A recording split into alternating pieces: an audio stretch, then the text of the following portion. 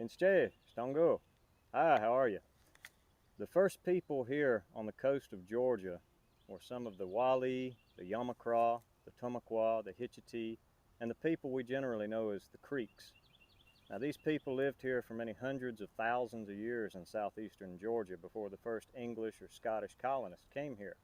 They lived off the land, they farmed here, they fished and hunted. When their English neighbors started to come down from the Carolinas to trap and to trade with the native people, they established a relationship with many of these. And very soon they became immersed into Creek culture, many of them having intermarriages. But this led to people who knew the landscape like the back of their hand, who knew the language of the native people. And this became beneficial when the first English colonists, brought over by Oglethorpe, came to Georgia. Men like this soldier here, the 42nd Regiment of Foot.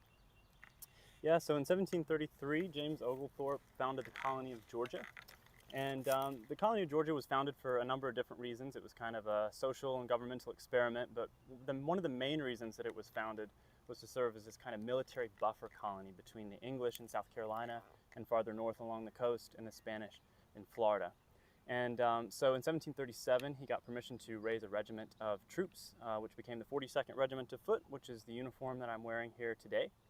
And the 42nd Regiment saw action in St. Augustine in 1740, and on St. Simon's Island in 1742 at the battles of Gully Hole Creek and Bloody Marsh. And Bloody Marsh was a decisive victory for the English, and that secured their claim on the land that was the colony of Georgia. And the Spanish never again attempted to lay claim to that area farther north along the east coast again. And so I think it's really interesting to think about the fact that Georgia during the colonial period would have been this kind of diverse place with people from many different cultural backgrounds, speaking many different languages, cooking many different types of food, dressed all kind of different ways. It would have been a completely different world to what we know today and what we might think of when we think of Georgia history. So I just find it really fascinating to kind of explore the history that's kind of right here in our backyard, and I encourage you to do the same. So thank you for joining us today. Have a good one.